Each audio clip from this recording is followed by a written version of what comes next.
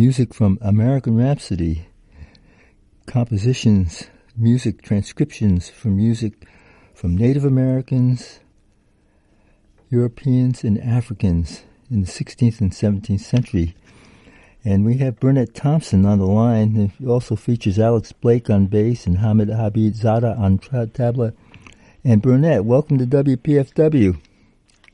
Well, thanks, Rusty. I understand we're in the middle of a fund drive, and so I want to emphasize that your contribution is singular, to say the least. As I was listening to Illinois Jacquette, I was thinking, I haven't listened to him in a long time. Uh-huh. And you forget the artistry and the beauty of someone, his work on the ballad, and then, you also forget that Nat Cole was possibly the most dynamic pianist of that particular period. Everybody was emulating him. You hear interviews of pianists of that time, and they were all talking about Nat Cole as being a big influence. But in any case, how do we know that? Because of your show, Rusty. So I hope everybody's prepared to show their support and their appreciation and their love of this art form. Oh, yes. Thank you, Burnett. We urge people to call the pledge line is 202-588-9739, or they can pledge at our website at WPFWFM.org. Burnett, this is a fascinating project that you've done with American Rhapsody. How did you come up with the concept of doing this? Well, of course, there's a long story, but the short story is that we did the music of the Reformation, which, believe it or not, was before COVID, and that was music from the 12th century to the 16th century, from England to France and Spain, Sephardic music in Spain and Portugal, and the music of the Roman Church, of the Reform movements in Switzerland and Germany and so forth. So Alex and I did that at Mesro and and a couple of other places some time back. But what we found was that there was this incredible wealth of music, both liturgical and folk, massive archives, which I was able to stumble into with some help.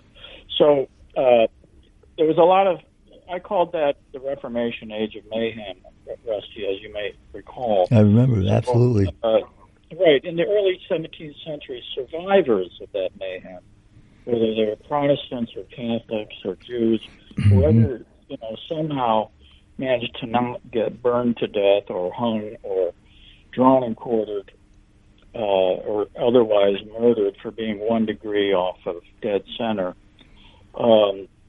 they headed over to what we call America, New England and Virginia.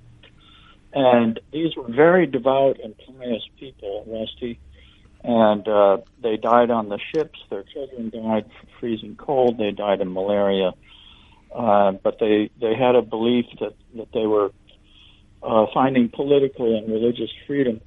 So we all know that. But the question rises immediately, why did they proceed to import 12 million Africans to be subjugated, to put it mildly, and furthermore to marginalize and essentially ultimately destroy hundreds of indigenous nations? So that question was on my mind, Rusty. And so as a musician, what can we do? I just dug around.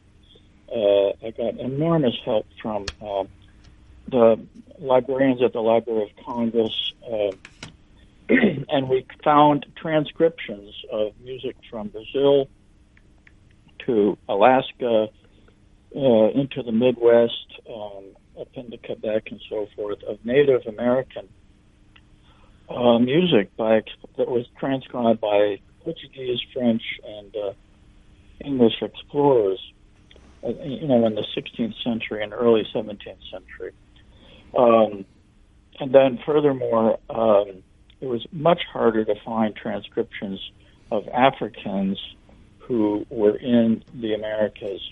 But we did, in fact, find transcriptions from that period from West Africa and also in Haiti. So that's the short story, and I know that's already gotten kind of long. Let's. Here's what I want to do. Since these pieces are brief, you have the next piece that you selected was a German folk song. That's right. So we'll play the Katzenpforte. I did take German in high school, so my pronunciation may have been close. It was 60 years ago. But in any case, this is a German folk song, and then we'll contrast it with Papa Angola, which you have next on your list. So let's listen to this. Talk about what you're doing with this, contemporizing it, and then we'll come back. So let's listen to this first.